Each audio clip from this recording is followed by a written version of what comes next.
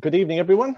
Thank you ever so much for joining me. My name's Jamie Wildman. That's mun.man. I insist on it being mun, and the same way I insist on Spiderman and Batman being called as such.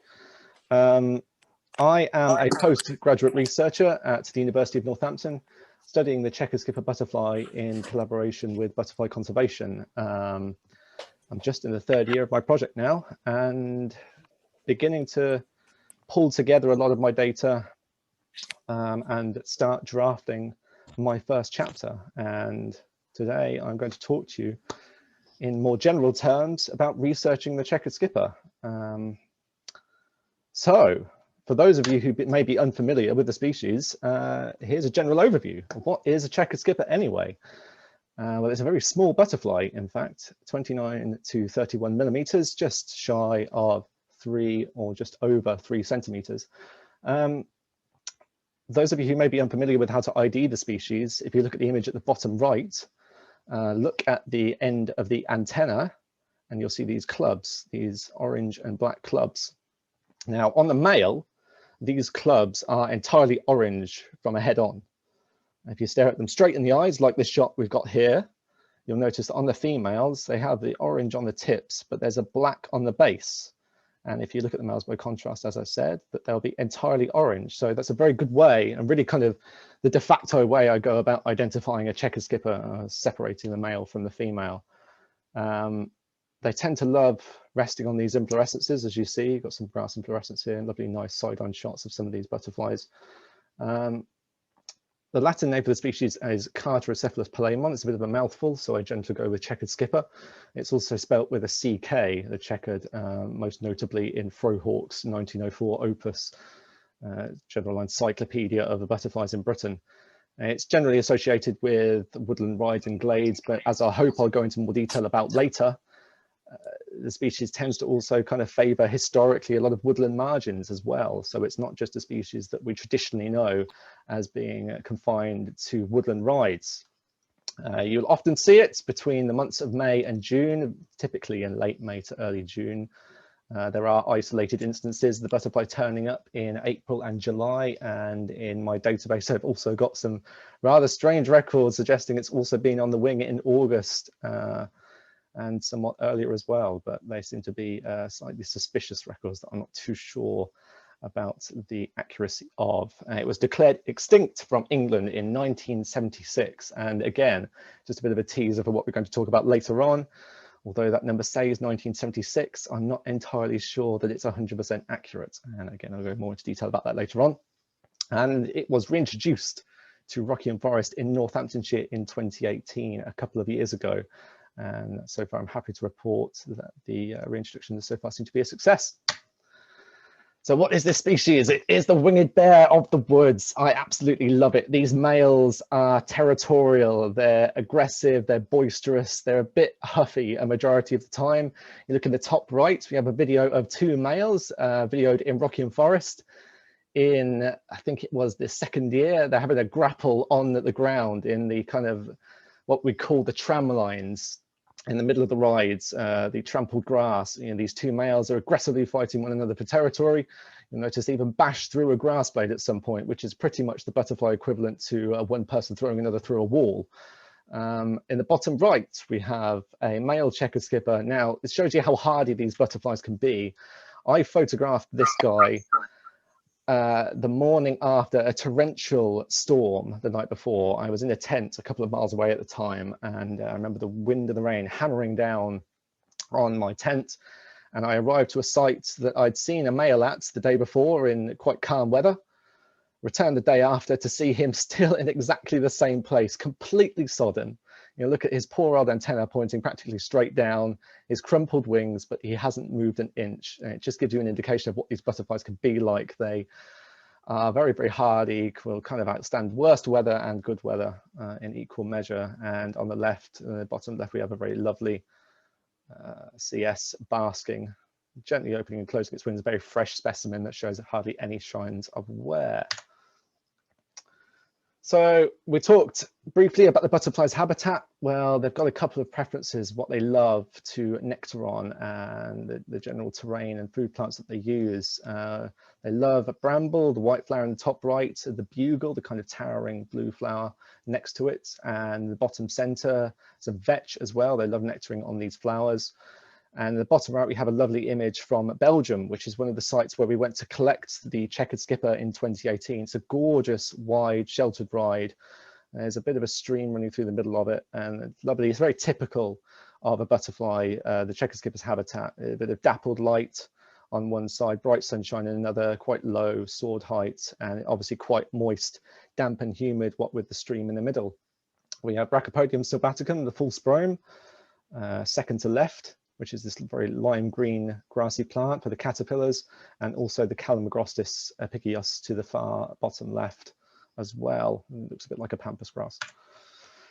So some of you might have a question as to why we go about introducing a butterfly. Well, they have multiple benefits for our environment. As you can see here, scientific benefits, ecosystem benefits, educational, health. You know, people love going out in the countryside and looking at butterflies and admiring.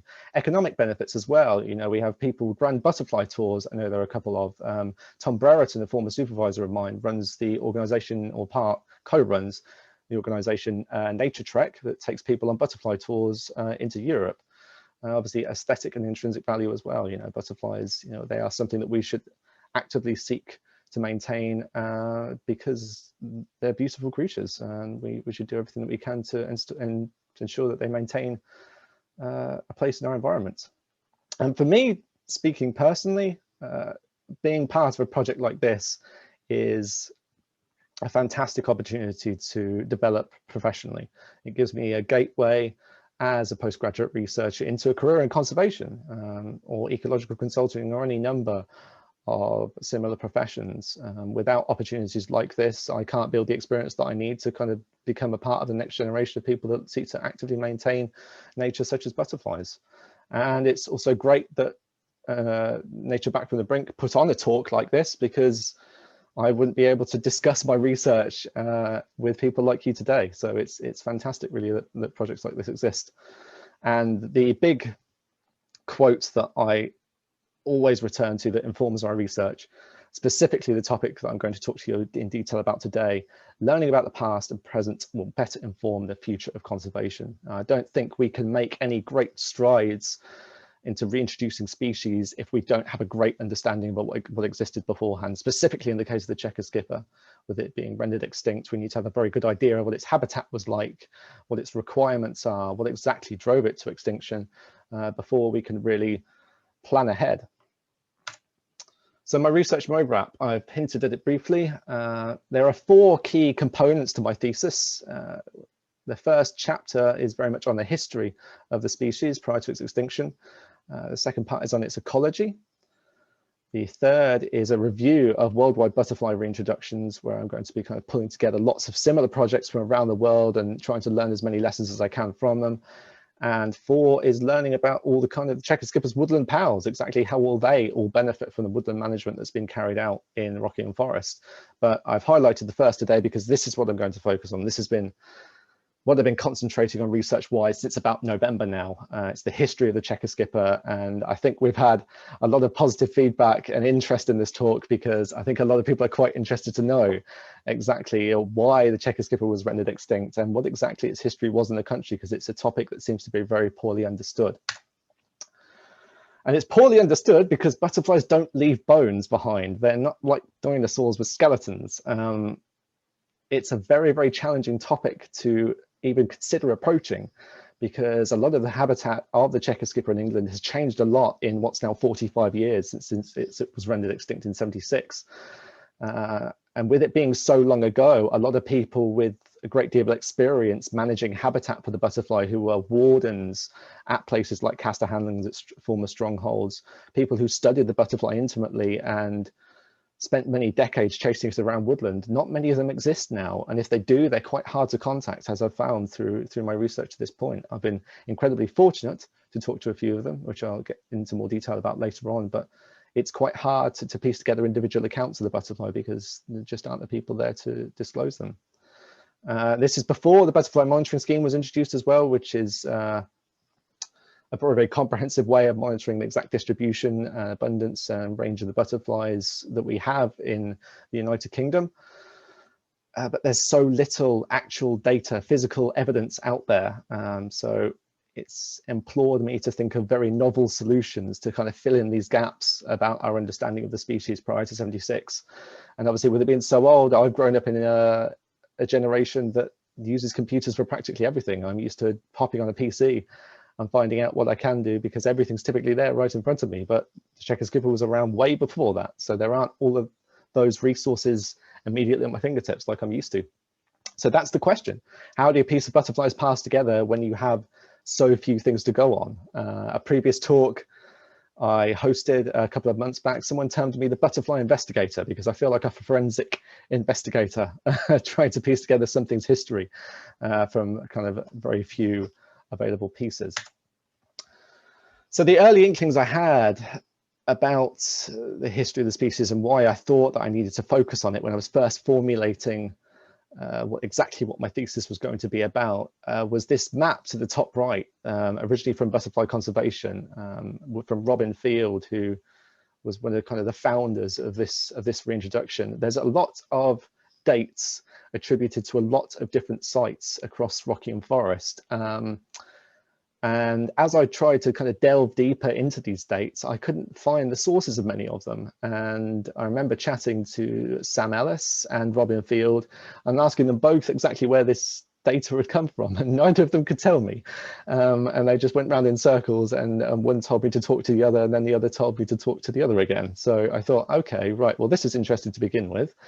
So that was my first kind of inkling that we had, there's a potential there's a bit of a research opportunity here. And because the last reintroduction to Lincolnshire was attempted in the late 1990s, that's going on, it's over since John Moore, the researcher on that project.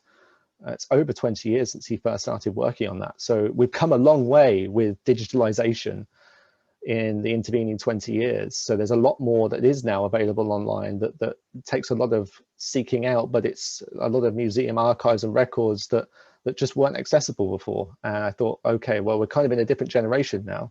So there's a possibility to utilize a lot of this new data, this emergent material that nobody's had access to before in this research context.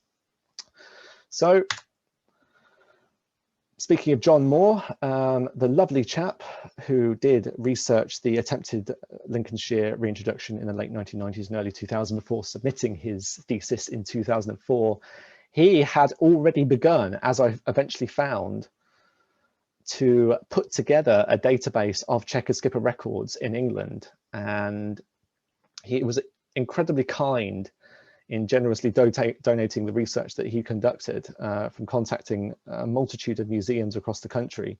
As I say, had put together this great database of about 400 records, and it was a great foundation, a brilliant starting point that essentially told me exactly what I needed to collect, and gave me an idea that museums might be the place to collect a lot of the data that I was looking to gain. As well as John doing his work and passing me on his database, something else I was working on at the time for my thesis was a collaboration with Richard Gill at Imperial College London.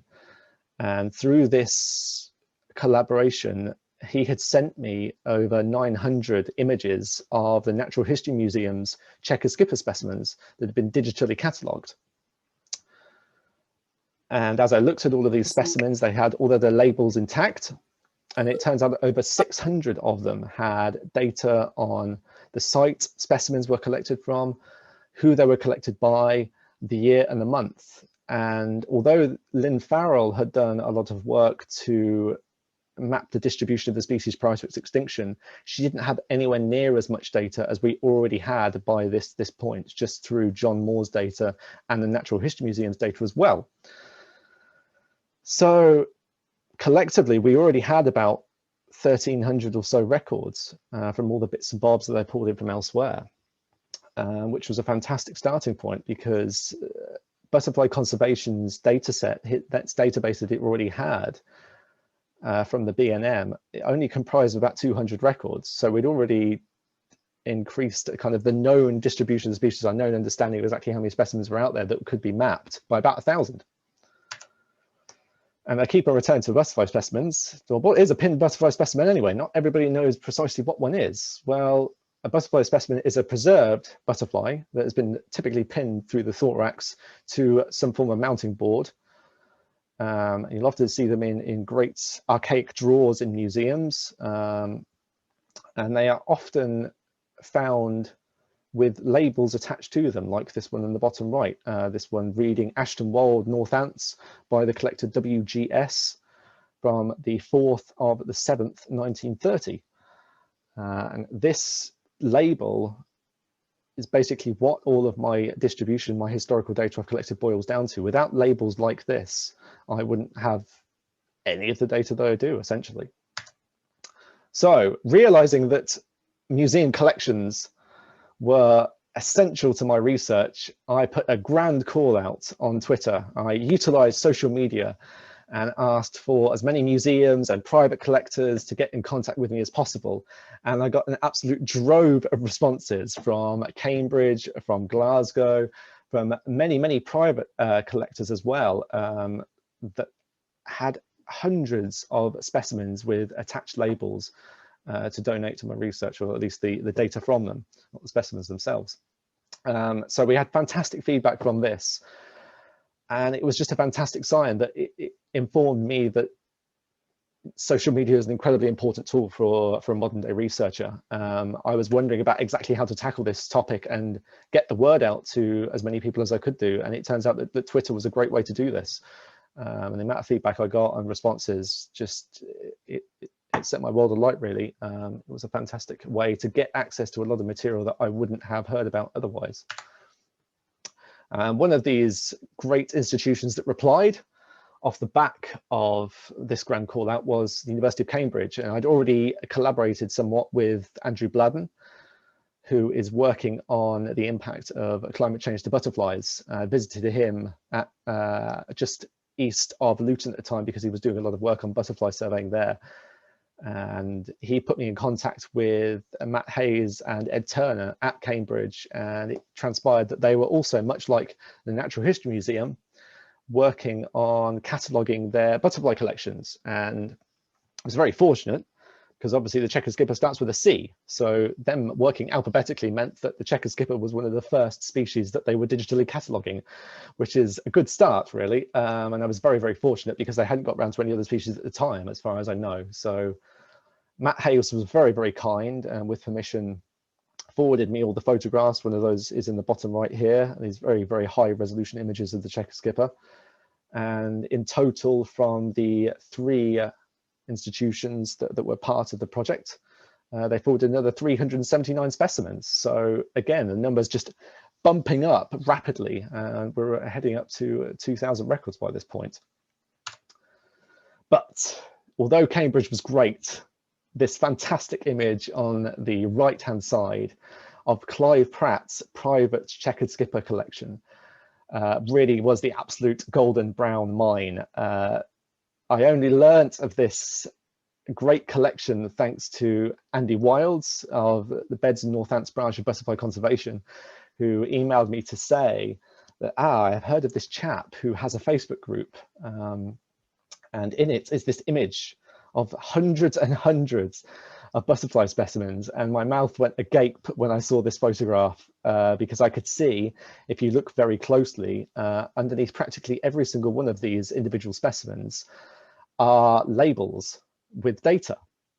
So you can imagine how useful it would be to get access to all of this data. But obviously, as we have been for about a year, we're in the midst of a lockdown, and this has been one of the things that I've fought against since last March, because although I'm not able to move across the country as freely as I want to, my PhD doesn't stop. I can't just say, okay, I can't travel anywhere to collect data, let's put a hold on things. You know, the PhD continues irrespective of any movement restrictions. So we had to figure out a way to get access to all of this data. So it resulted in me essentially pleading with my PhD supervisors to say how important these specimens were. And quite fortunately, they collectively concluded very quickly that it was a very, very important set of data. And Nigel Bourne, my wonderful external supervisor, who's chief scientist at Butterfly Conservation, knew someone locally, an entomologist by the name of Michael Fuller. And Michael Fuller knows a local ecologist by Susan Clark, who happened to live the village over from Clive Platt, so only within a couple of kilometers and within the range that she could freely travel. And it took a fantastic collaborative effort, tons of emails back and forth to get it organized. But eventually Susan Clark, in a COVID-safe manner, managed to interact with Clive Pratt and get all of the labels from all of these 350 specimens transcribed and sent to me. So again, the value of networking and communication, and it's something that I'm incredibly fortunate to have, is the amount of connections through my butterfly conservation collaboration. Without Nigel, who didn't know these local entomologists who had these local contacts, I would have had to let this data go. And that would have been a terribly tragic thing to have happened. But thankfully it didn't, and we got data from all of these specimens. So I've talked about limitations due to lockdown and COVID. So it's very much an improvised toolkit that I've had to put together at the last minute, really, like a mitigation plan to account for all these restrictions. As I've mentioned, utilizing social media, Twitter, Facebook and WhatsApp, communicating in a very different way to what I'm accustomed to, especially when you're getting data on physical specimens. Has basically resulted in me having to think outside the box. It's involved a lot of emails, a lot of simple requests as well. It's been no use me emailing people with paragraphs and paragraphs of requests about the types of things I want, how you need to present the data to me. I've essentially asked in a lot of cases, can you just take photographs of your specimens? Can I see the label? It doesn't matter if the photograph is bad. If I can see the label and I can see the data, I can transcribe it myself. And boiling things down to the bare essentials has been really important, and it's enabled me, as you saw in glimpses of some of those emails in the past slides, to get a lot more data, because I think a lot of private collectors haven't felt too over encumbered by the requests I've been making, and have just been able to pull their collections out of drawers and take a quick snap of them and send them over to me. So it's been a great way to acquire a lot of data that I wouldn't otherwise been able to obtain. Obviously, I've mentioned my contacts to the butterfly conservation links that I have as well have just been absolutely invaluable. And without this link through BC, I wouldn't be anywhere as close to the number of records that I currently have. And I also have to thank Robin Haggard at Glasgow Museums, who told me about Jiskmail, which is a service on the platform Jisk. There's a specific, essentially a circular, a newsletter circular that you can sign up to as a researcher. And if you then send out an email through that platform, it sends that email to all the museums that are signed up to that newsletter on the network. So I found this out after I posted that request on Twitter. A month or so later, I sent an email out through Jiskmail and had another wealth of responses from museums all across the country contributing data to my project. So absolutely fantastic, really. And it's not just private collectors and museums, but it's also individual researchers as well. Douglas Goddard, Martin Izzard, Adrian Russell have all been working independently in previous years to compile databases of the checkered skipper to learn about its history as well. And again, they've been incredibly kind in very, very selflessly donating their research to me as part of this project, because it's not about the individual, it's about understanding the species better. And that's why I've highlighted this point at the bottom, that it's about species research and conservation first, not ego. I'm not interested in being like a headline or being the reason for why something has been known to kind of have been successful, reintroduction has been successful, or understanding of the species. You know, it's about everybody's contribution collectively. And which is why I'm very, very selfless about my data as well. I'm very, very willing to openly share it with people, and consequently you get that openness and generosity in return. It's a two-way street. So I'm not very precious about my research. I'm very, very willing to talk about it with people, and as you'll hopefully see later in the presentation, I'm very willing to share my findings as well, quite openly. So here are the numbers as they currently stand. They're not final totals, of course. I should have a bit of asterisks by all of them, but at the moment we have 3,362 complete English checker skipper records. This compares with about the 200 or so that Butterfly Conservation were originally aware of through their database. There are another 294 incomplete additional suspect records as well. And these are basically records that are only part complete. So they might have where the species was collected from, but not a year, or they might have the site, but no date. And that's the sort of data that you can't visualize and you can't map because you just don't have all the parts that you need to be able to put that data into a very believable database. And the date range of records as well, our earliest record comes from 1798. So we almost have a 200-year time span to our latest that we're currently aware of, unless anybody else wants to enlighten me in the chat or with a question afterwards telling me that they've got a later record than 1976. That is presently the latest date that we have. But 2,500 of these records came from museums and private collectors. So it just demonstrates the value of museums and private collectors. People contributing data to a project like this makes an absolutely massive difference. There's only 700 or so records that I've been able to pick up through historic literature or existing databases. So it's, yeah, they're just incredibly beneficial contacts and links. So, it gets to a bit more, there's a very, very human side of this story as well. I remember reading Lynn Farrell's report right at the beginning of my research project. And it had a list within this unpublished report to the JCCBI of sites that the checker skipper was present at, positive evidence, the localities. And beneath it, beneath Castor Hanglands, Lynn makes mention of these records do not include information from the warden's diaries. And I thought to myself, well, these warden's diaries, they might have a lot of information in them about the checker skipper historically. They might tell me what its behavior was like, if there are any things that are undocumented that we just don't know about. Very just more granular, more intimate details about the butterfly that would shed some additional light on the species and perhaps why it went extinct. Or some things that we take for granted now that we assume about the species that perhaps weren't true. So I thought I need to get these warden's diaries, I need to track them down.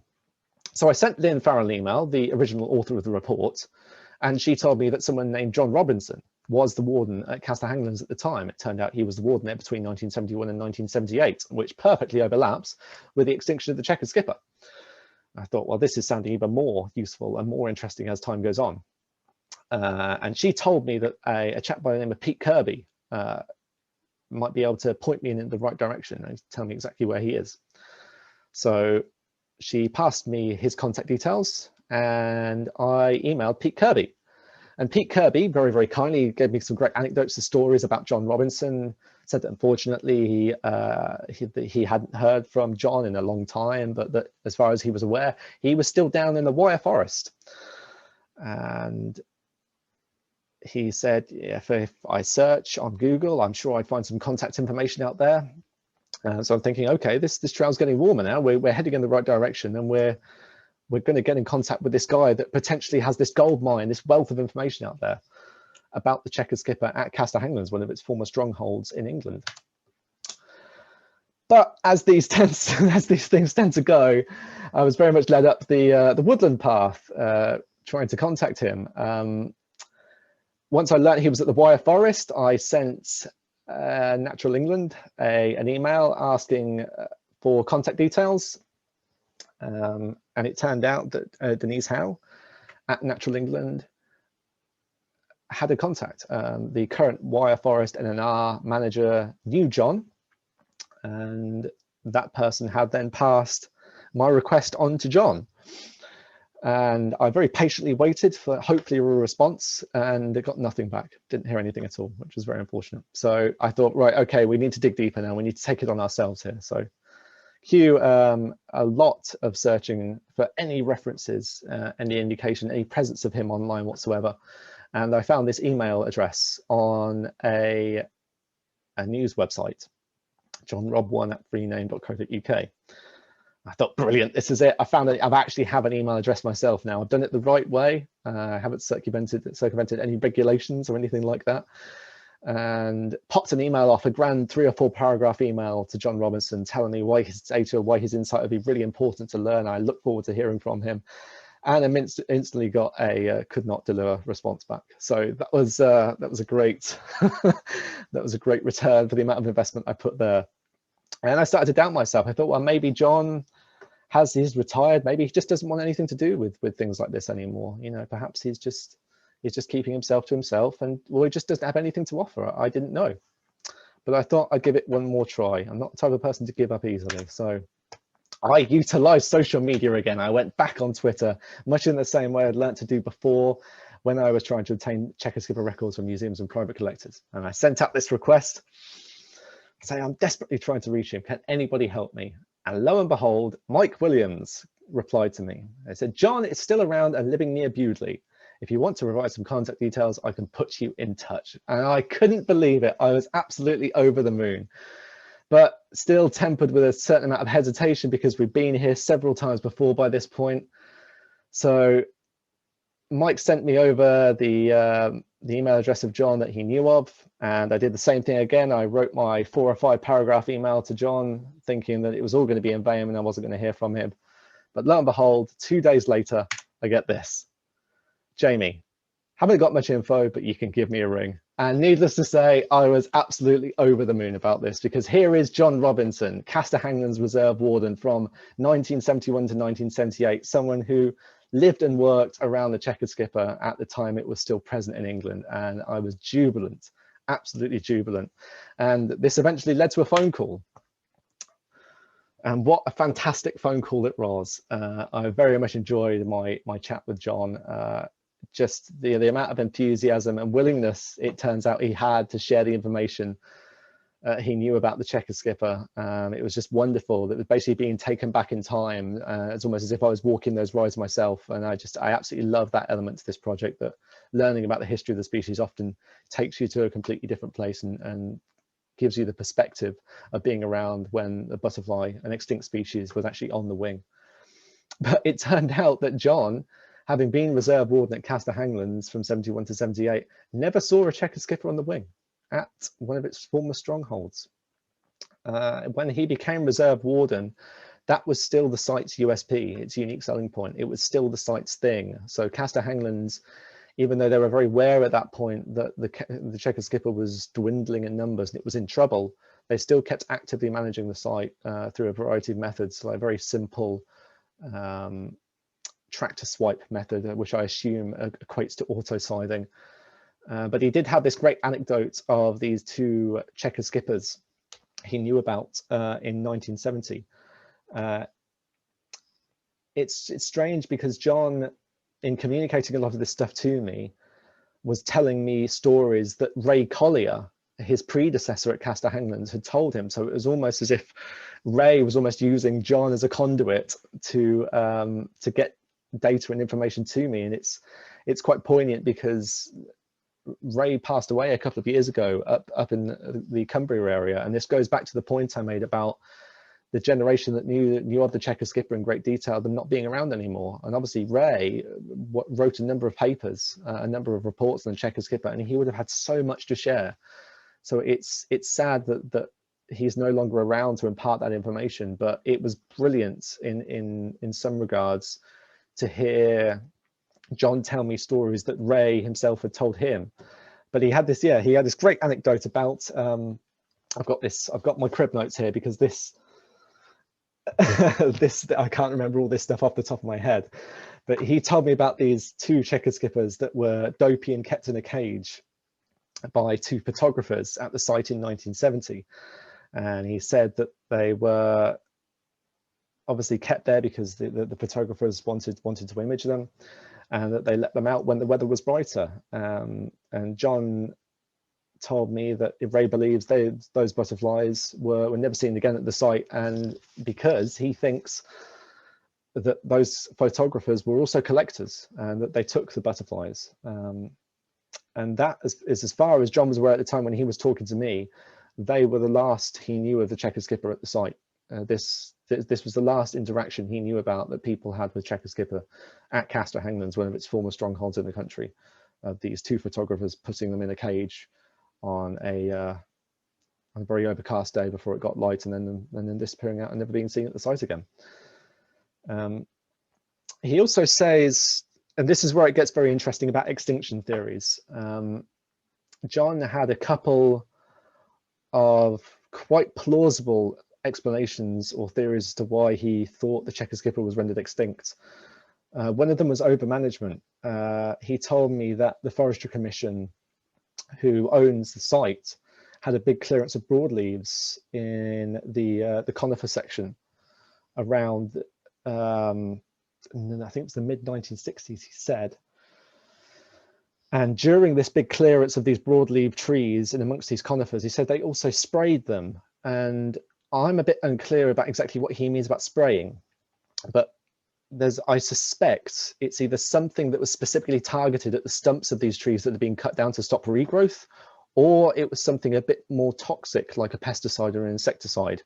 And this is something that I'm still yet to look into, and it's become quite a pertinent line of inquiry now. And again, this is also something I'll get into later and more in the discussion afterwards, if anybody has questions. But it is something that I suspect was at least partly responsible. It's only circumstantial at the moment, but there are pointers. It's a very early line of inquiry, but I think that insecticides and pesticides could have played a part in the Chequered Skipper's extinction from England. He also said that, yeah, Miriam Rothschild. Now, if anybody know Miriam Rothschild, she was a very noted entomologist who lived nearby in Ashton Wold.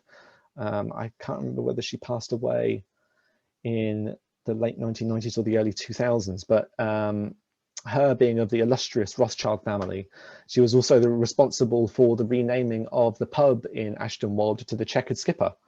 So she was very, very closely involved in the species. And John, you tell me how far reaching this sounds, but he thinks that at some point Miriam Rothschild was responsible for covertly reintroducing the Chequered Skipper to Castor Hanglands. Now, I've looked at my data and there's no obvious point when the Chequered Skipper looks to have undergone some sort of decline that then seems to have been artificially reversed. But there is a bit of a depression in numbers in the late 40s and the early 50s. So if it happened at all, it possibly happened around then. But John implored me to look into that, but he does believe that she was somehow involved in this most clandestine of practices. And something else that I've not been able to substantiate to this point is the link between the Chequered Skipper and crested cow wheat, this plant in the bottom right. John suspects that they were perhaps used as a nectar source, but I haven't seen them in abundance at any other sites in the Rockingham Forest network. I'm not intimately familiar with that many sites in Rockingham Forest, but yeah, if anybody can point me out where I can find a crested cow wheat, I'd very much appreciate it. Now, something I've hinted at about potential reasons for extinction, insecticides and pesticides, it seems that collecting may have also had quite a sizable impact on the species. There's a great photograph here on the right from Susan Clark, the ecologist who very kindly collected data on all of Clive Pratt's specimens in Wiltshire. She sent me over this photograph she had of this price list of moths from 1936 or 37, listing prices for all moth specimens in paper. And she asked me if I knew of any equivalent pricing for the Chequered Skipper. So I went back to Lynn Farrell's reports, this absolute goldmine of information, and she had a small list in here telling me how much Chequered Skipper aberrations used to sell for. In 1922, a dark aberration sold for £5, which doesn't sound like a lot of money especially, but in modern prices, that's £275 for a single Chequered Skipper specimen, which is an awful lot of money for one pinned butterfly. Furthermore, a 1994 variety with a very fine black forewings and striated hindwings was bought for £9 10 shillings. Now, again, doesn't sound like a lot, but in modern money, that is £421 50.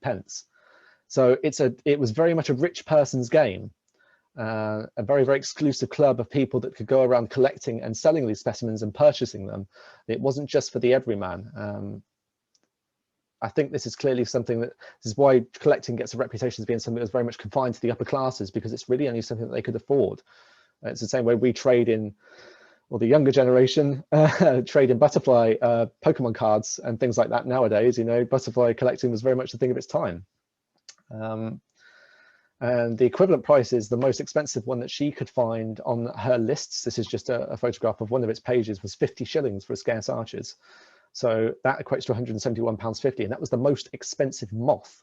So if you look at £421.50 by comparison, the Chequered skipper was obviously something that probably accrued value as people began to realize it was becoming more and more local and more rare.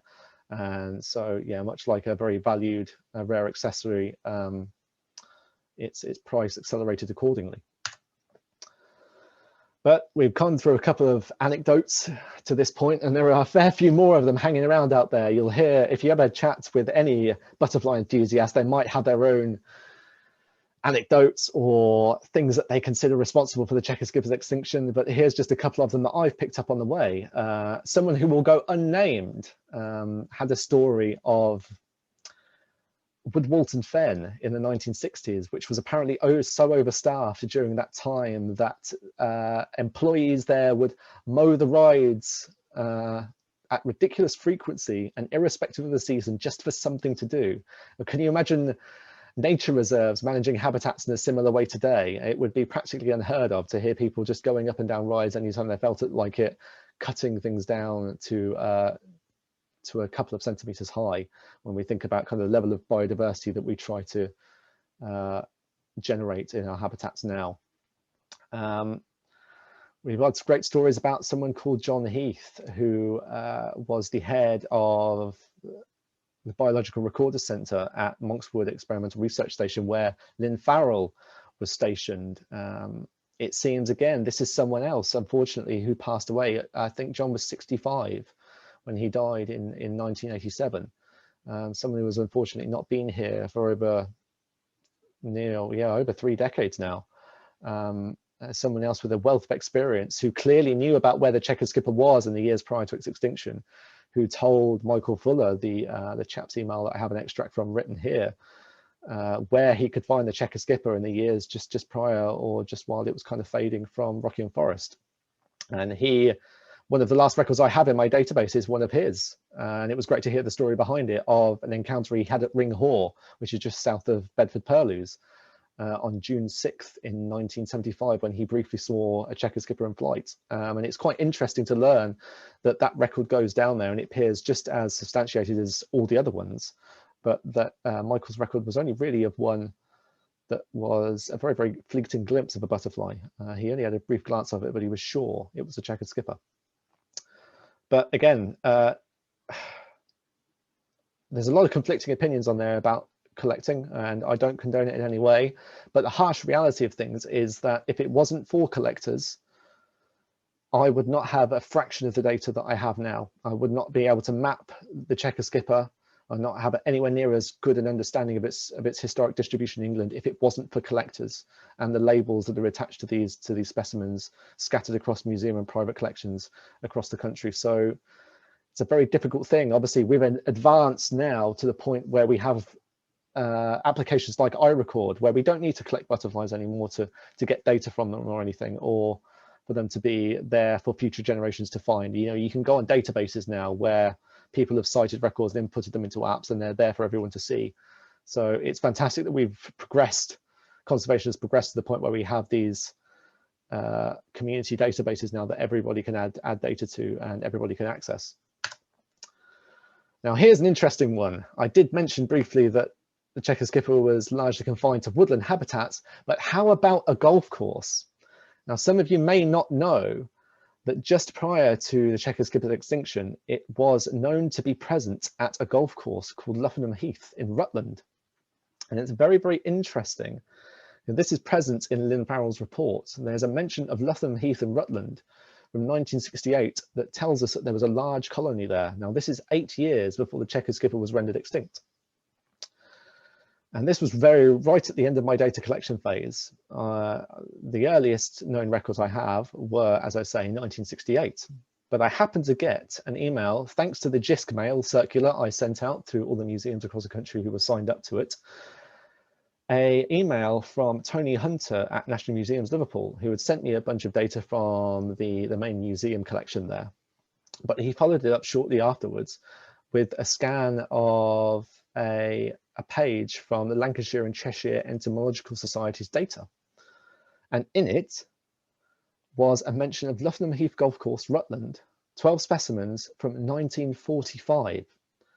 And this completely threw things on my head, because I thought, well, the earliest known record was from 1968. So the chequered skipper, maybe it was being pushed out of its traditional habitat. It was having to find sites on the periphery that were unsuitable, and it was just making do and hanging on there until it eventually died away. But it turned out that the chequered skipper, seemingly being an inhabitant, had colonized Luffenham Heath and been present there for over 30 years at the bare minimum prior to its extinction. So this indicated to me that it wasn't just necessarily woodland habitats, woodland edges, but it was also suitable golf courses that the chequered skipper was present at prior to its extinction. And who's to say? The only data I have, complete data anyway, that hints that the chequered skipper inhabited golf courses is from Luffenham Heath, but there is also an incomplete record I have from the late 1800s from somewhere called Morris Links. Now, we're uncertain exactly what site that accords to, but thanks to some golf enthusiasts that are also butterfly enthusiasts, they tend to think it was from a site in Northamptonshire, possibly Kettering, in the late 1800s. So my suspicion is that, you know, although we commonly associate the chequered skipper to woodland habitat, look in your roughs at golf courses as well, and you might just find a chequered skipper there, or at least you might have done before 1976. So although the earliest record we have was from 1945, there were some 16 specimens there. So the indications are that the butterfly was resident there sometime prior to that. It established a colony from nearby Wakeley Wood to the south any number of years beforehand. The course was built in 1911, and it could have been any time between then and 1945 that it colonized it. So it wasn't just a case of that site being somewhere the chequered skipper hung on at in the years prior to its extinction, but it was somewhere that it knew intimately and favored, seemingly a suitable habitat for decades. So going on to Luffenham Heath, this is where it gets interesting.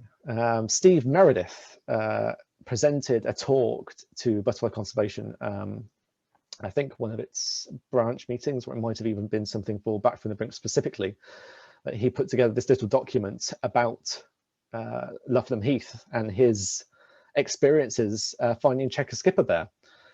Lynn Farrell told me in one of her emails that the work at Luffenham Heath, and this is why not many people may know about it, the work at Luffenham Heath was very much top secret at the time. It was very close quarters and only a few people knew about the site, likely to try and protect the species from people, potentially collectors, who would flock to it and potentially try and catch one of the last chequered skippers that was known to be on the wing in England. But even if they had found the site, by this time, at national nature reserves in England, collecting had been limited to 2 specimens per permit holder since 1964. So it wasn't like the days of old at Furman Woods, where I have over, I think, 300 records of specimens that were collected there between 1942 and 1944 from just 2 collectors. Those days were long gone by this point. And incidentally, Luffenham Heath was declared an NNR in 1973. The year that Lynn Farrell published her report. And obviously this is just a couple of years prior to the extinction of the butterfly as well. But Steve Meredith learnt of this site from an esteemed entomologist that I do not know the name of, but we've mentioned a couple already, so perhaps it's one of them. I will leave it up to you to deduce who. But he learned about the site in 1973 and made a pilgrimage there in 1974. And after an awful lot of walking around, lo and behold, he found the chequered skipper in the rough off of one of the greens. And he took a range of photographs here, as you can see. All numbers of chequered skipper, looks like it's on some bramble there, a nice open wing pose, basking in the sunlight.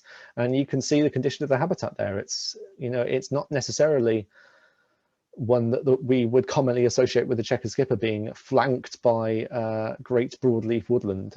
It's in the rough of the golf course, literally. So it was evident that Luffenham Heath was doing something to manage its habitat that sustained chequered skipper, seemingly something that a vast majority of nature reserves, woodland that was being actively managed to maintain biodiversity and maintain butterfly species was not doing successfully. So Luffenham Heath was doing something, probably entirely accidentally, that was somehow helping the checkered skipper. And it's interesting that Steve submitted these records to the Nature Conservancy Council in 1975, but they were considered doubtful at the time. So consequently proved to be entirely valid thanks to these photographs.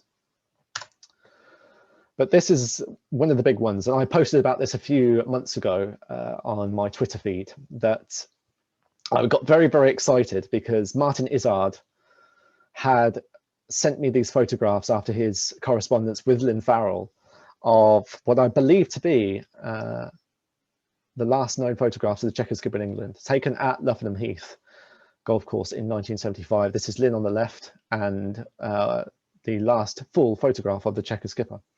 So I got very excited, asked for permission, obviously, from Martin to share these photos publicly, and then went about excitedly posting them on Twitter and declaring that these are the last known photographs of the native English checkered skipper.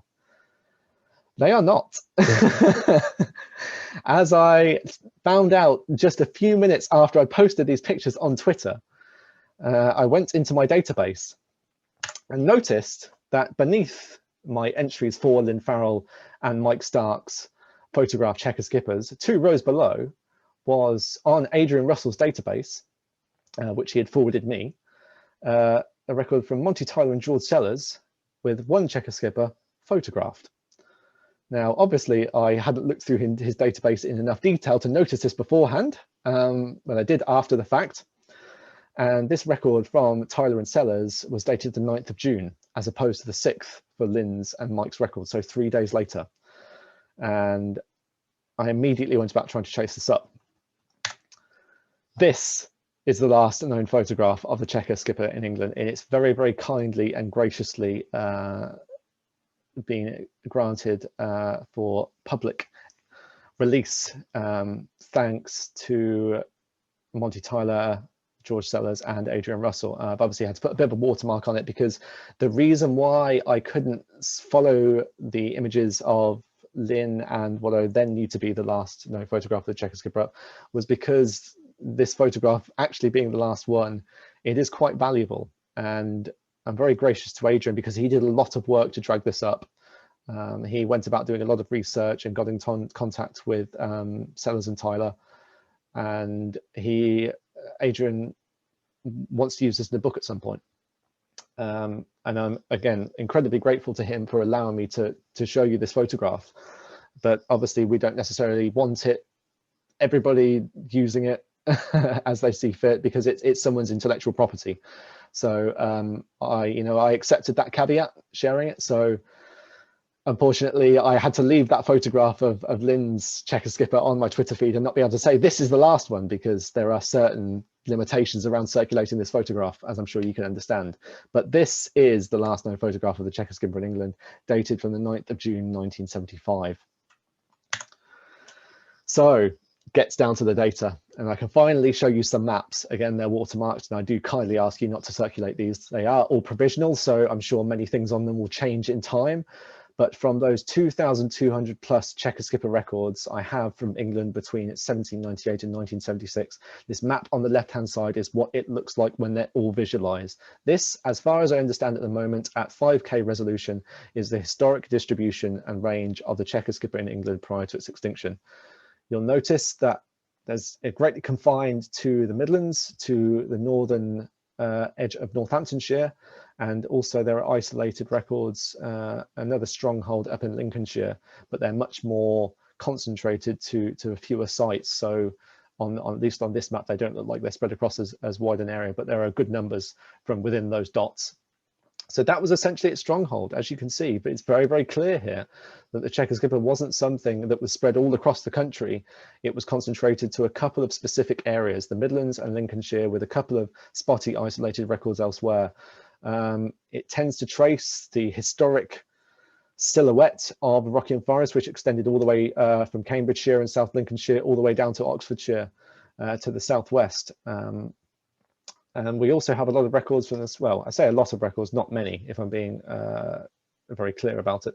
There's only just over 24 from the south coast, but it seems to be enough evidence potentially that there was a colony down there at some point historically before the 1800s. But a lot of these records, these outliers in Norfolk, especially in the southeast, in the Folkestone area, and on the south coast, are there up for debate. There seems to be a lot of historical literature that supports the existence of colonies down there, but there are a lot of strange habits to collectors. They would collect specimens from elsewhere in the country and label them entirely different locations according to where they were bred and released, or where they were sold, and they'd sometimes be labeled years after the fact, and collectors would sometimes forget even the sites they were collected from. So a lot of these on the south coast and to the east are quite circumspect, but we know for absolute certainty that the Chequered skipper was concentrated around the Midlands and Lincolnshire prior to its extinction.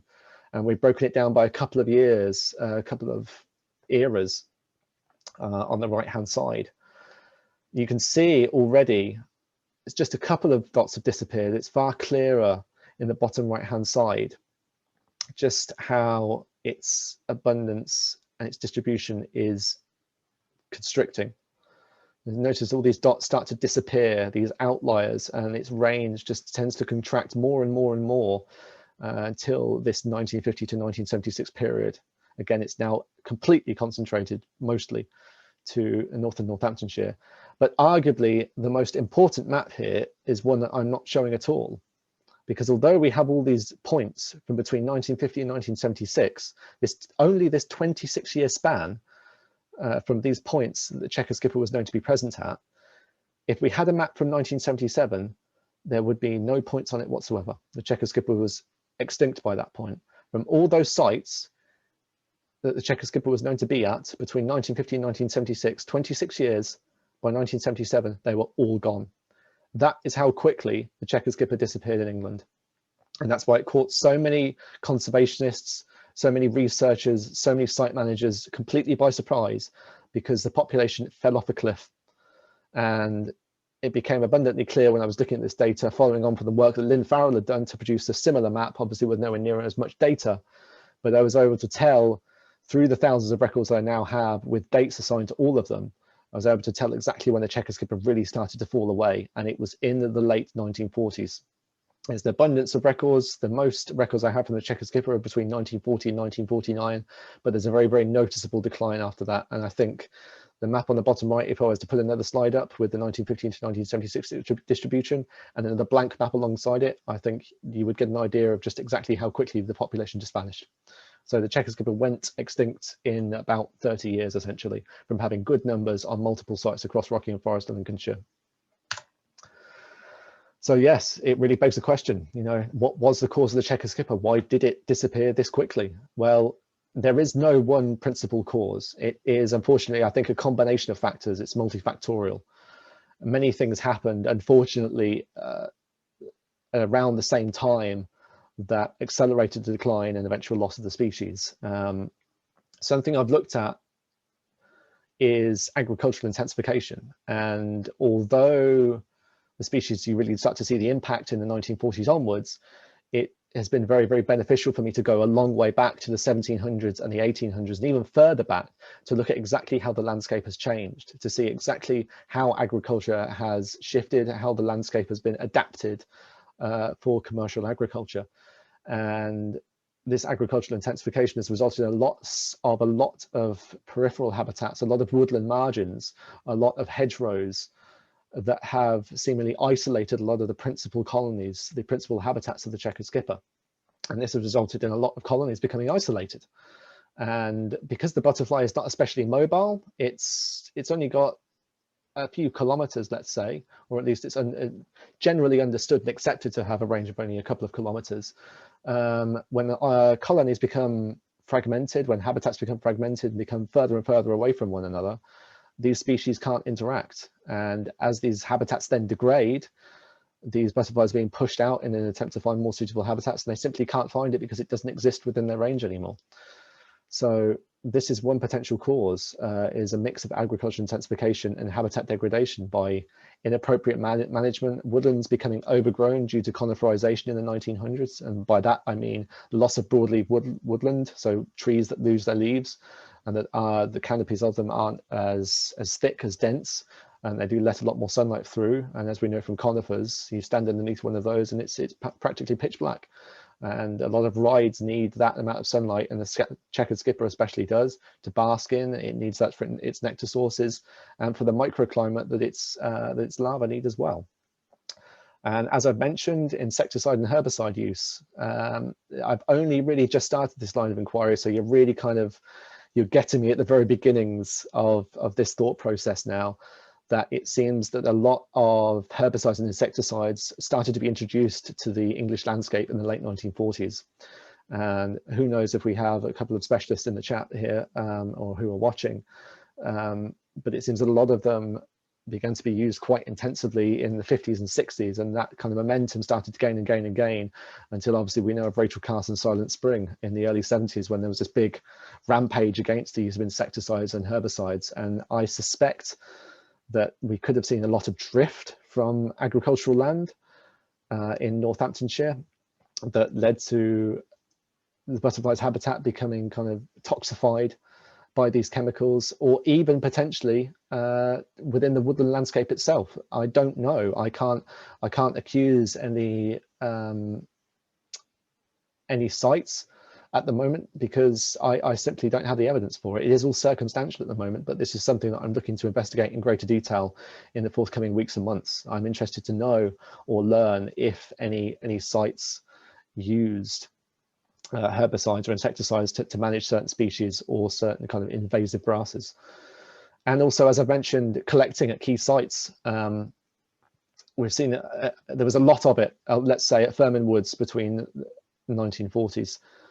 2 collectors were responsible for collecting over 300 specimens between them, and that was very much the peak at Firmin Woods in the 40s, and after that the species just seemed to disappear off a cliff. So there's a potential that excessive collecting at a number of key sites was also responsible. And there's hints as well that the drought in 1959 and the winter of 62 and 63 also had an impact. And again, it's all of these things coalescing and happening at the same time that could have accelerated the species loss. But they're all preliminary theories, as I've said, and I'm hopefully going to put a lot of this data and evidence together into a paper at some point that we'll hopefully have published in the months to come. So that's practically it. That's pretty much all I have to share at the moment. Subject to the success of the Rockingham Forest reintroduction, hopefully, much like I've had the pleasure to these past few years, you too will have the opportunity to search these great woodland rides for this fantastic, this beautiful golden brown jewel of a butterfly in the years to come. Thank you ever so much for listening, and I look forward to any questions that you may have. Thank you. Thanks for that, Jamie. Welcome. We have got a couple of questions and comments in the comment box. Cool. So there was a brief exchange about spraying and the okay.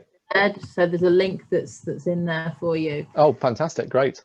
So that's hopefully helpful to you. Fantastic. I'll figure out how to bring up the chat. So Doug has asked, is there any correlation between the loss of checkered skipper at Castor Hanglands and the numbers of specimens from labels in specimens studied? Is it a disproportionate number? So you've sort of touched on that. Yeah. So again, it's like evidence of absence is not evidence of absence. There are obviously hundreds of specimens that were collected from Firmin. There are a great number that were also collected from Castor Hanglands, but you have to remember that there's only so far I can go with the specimen data that I have, because forever, irrespective of how many specimens I have data from, obviously collectors would only have collected a certain percentage of the population, unless they were incredibly irresponsible, as potentially a few competitive collectors in the 1940s at Firmin seemingly were. But if they were being responsible and they wanted to sustain populations, they would have only collected a proportion of them. So even if I have dozens of specimens from one site, it's only suggested that, okay, well, there was a decent colony size there. There's only so far you can go with it, if you get what I mean. You know, even if I have 100 specimens from one site, okay, it suggests that there was a colony there, but it doesn't really indicate exactly how big it was. I'd have to use other information in the data available. There are a lot of specimens from castor hanglands, specifically in the 1950s, but who knows? There could have been hundreds more butterflies on the wing there than I have data for. So it's hard to say. This is why it's a lot of it is circumstantial, because I can only say, okay, well, there was clearly a strong colony there. But if I suppose it comes down to whether I can correlate a huge number of specimens being collected in a very short period of time and then a very precipitous drop off after that point, which I can at Firmin, that becomes quite clear at Firmin, because there are so many records collected in so many specimens from a very short period of time. Very soon after that, you see the population start to collapse. So there's more evidence there. But somewhere like castor, where although I have specimens, a good number of specimen data from the 50s and 60s, there are still mentions in a lot of historic literature well into the 60s that the populations were still doing very well there. Yeah. But I don't have the data to back that up. I only have a couple of specimens, but I think that, that's partially down to also the limitations, the permits that collectors had from 1964, that my data from that point, it becomes, I have to rely on a lot of different factors, a lot of different evidence, because from 64, obviously my records are limited for two specimens per person per site per year. So it's hard to say after that point if they were directly responsible, if collecting was anyway for its loss at specific sites. But yeah, it seems like at a lot of key sites, there was a lot of collecting that was happening at places like Firmin, at places like castor hanglands. I can say with some confidence, I feel like I've justified it in the summary I sent to my supervisors, that it had a great impact on the species there, but elsewhere the image is a little less clear. Thank you. Doug also just made a comment that with respect to the prices of collected specimens, some of those really big prices applied to aberrations. So it's just a comment. Yeah, absolutely. Yeah. It surprises me that we haven't had more aberrations come up. Obviously, you tend to get aberrations in large colonies. They tend to crop up a bit more often. Clive's collection does feature a good number of them, I think. A couple of them in that photograph were listed. But yeah, it does seem to be that the aberrations were commanding higher prices. But this is something that I would also like to look into in more detail, because I only have a small amount of evidence that suggests exactly how much checker skippers were going for. And those are only the couple of aberrations, but they're only from the 1940s. I don't know what checker skippers were commanding in the 50s and 60s. And then late 70s even, newly collected specimens when the butterfly was starting to disappear. So it could, I don't know, the price could have been going way up. It could have been very, very cheap. It's just something else I'm factoring in. There was just another comment about the various hot years. Someone, Richard Stevens, has said 1775 and 17. Do we mean 1975? 1975 yes. And 1976 were very hot summers, yeah, with drought, followed by a very wet 77. Yeah, so it's I think Lynn, when she wrote her report, she said that she thought drought was part of the reason, but looking at the amount of data I have, it was something that probably, in a very blunt way of saying it, it probably just killed off the last few remaining specimens. There's, the drought happened in 75, and the last record that we have is from 76. So if drought did have an impact in 75, if there was a couple of colonies out there that were struggling already, and drought provided an even more unfavorable environment, it might have just been the death knell for the species. It just been the final hammer blow that really knocked it off. It just didn't have the numbers or the colonies there to survive through something like that. Another comment from Vaughan Roberts: the extinction was very rapid indeed, more than one would expect from habitat changes. Is there any evidence of any parasite or viral onslaught? Yeah, but the parasite thing is interesting. we tried to look into this a long time ago. I don't think there's nothing that anybody knows of in relation to parasitisation of checkered skipper. I don't think there's any research that's been conducted there. It's something that I'm quite interested in. It's a very good point.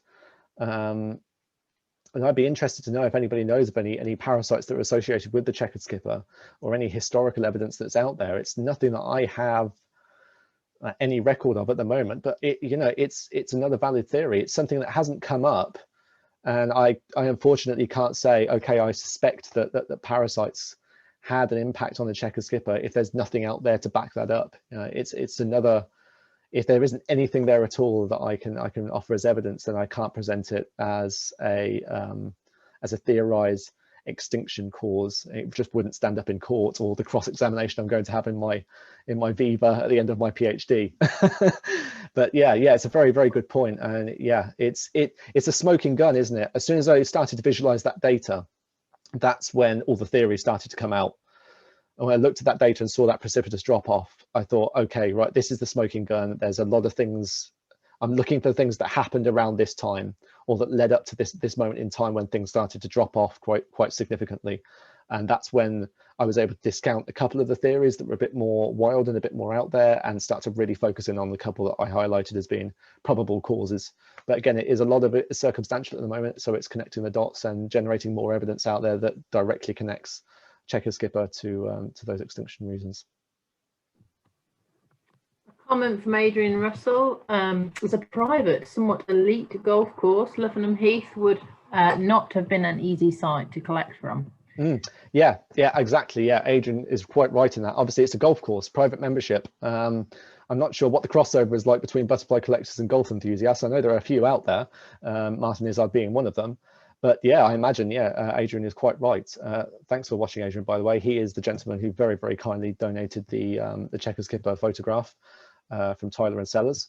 But yeah, exactly. Yeah, golf course is not somewhere, if you're going around there and playing a round of golf, I don't think you're spending much time in the rough looking for butterflies. So it's quite interesting that someone in 1945 found a colony there, but there are no records between 45 and 68. But it's the suggestion that in 1968, as it says in Lynn Farrell's report, that there was a large colony there, that does indicate that there was continuous occupation of that site in those intervening 23 years. It doesn't suggest to me anyway that the checkered skipper disappeared and recolonized at some point, mainly because the adjoining, or the nearby Wakeley Wood was already losing its strength, losing its colony by around the mid 1940s. And I don't think there would have been many checkered skippers that would have been making that journey northward to Luffenham Heath. But yeah, I think it's happenstance. I think that someone possibly happened up on the checkered skipper in the rough at Luffenham Heath, and if it wasn't for that person in 45, I don't think I would have any idea that they were there for as long as they were. Another comment from Doug saying Steve Meredith showed him a photo of an aberration from 1975 from Luffenham at their AGM. So I don't know if you've seen that photo. That might be worth chasing up. That's interesting that he says it's an aberration, because the image that I have was that aberration was actually a I don't know what the technical term for a photograph that's been misproduced, misprinted or something, but like the coloration was off on it or something. And once he sent it to another producer who generated the photograph, it looked like a normal checkered skipper. If that's the one that Doug's thinking of, then I think I've seen that photograph. But if it's another one, then I'll be very, very pleased if you would kindly forward that to me. A question from Steve Dealey. Is there any evidence of similar collapse in continental populations? Interesting, yeah.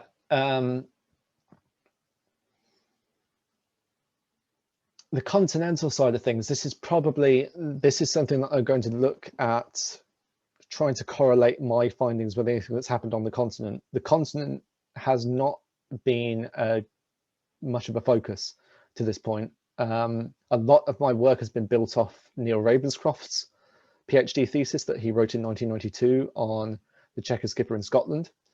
And a lot of the things that I've read through his work have kind of seemingly contradicted a lot of our understanding of the checkered skipper in England, and also provided some evidence for colonisation of Luffenham Heath from Wakeley Greatwood.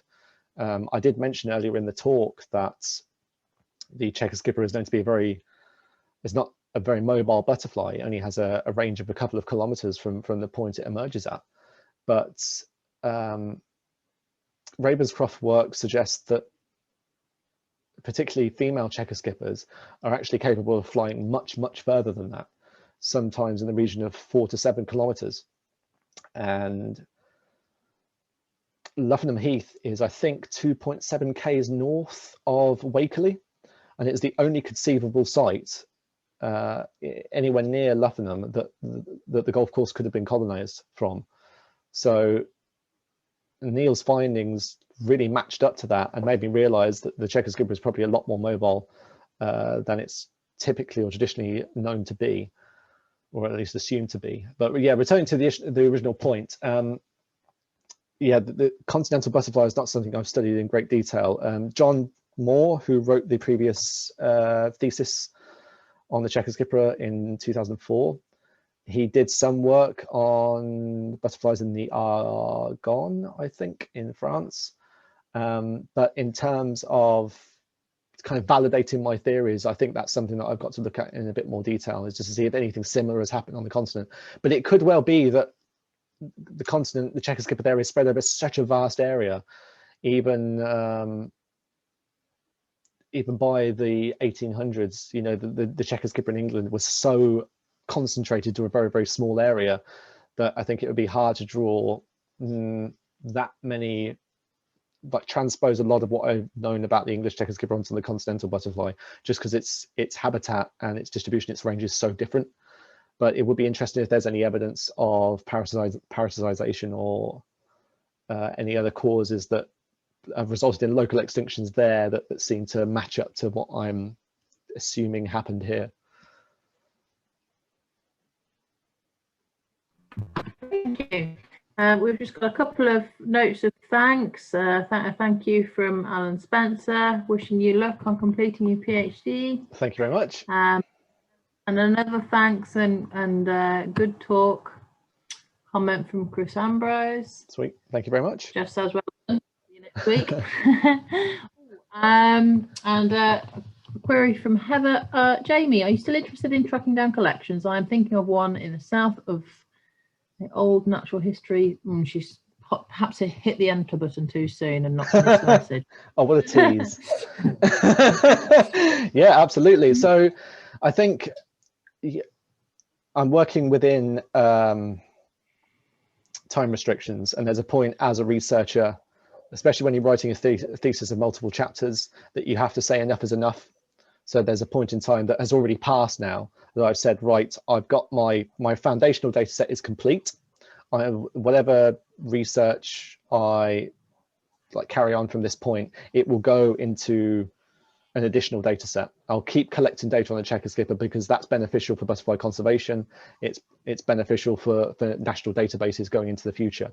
But so even though any museum data, any private collection data I get from this point will go into that at some stage, that additional data set, I can't kind of keep contributing and keep working on the data on this side because I need to start writing.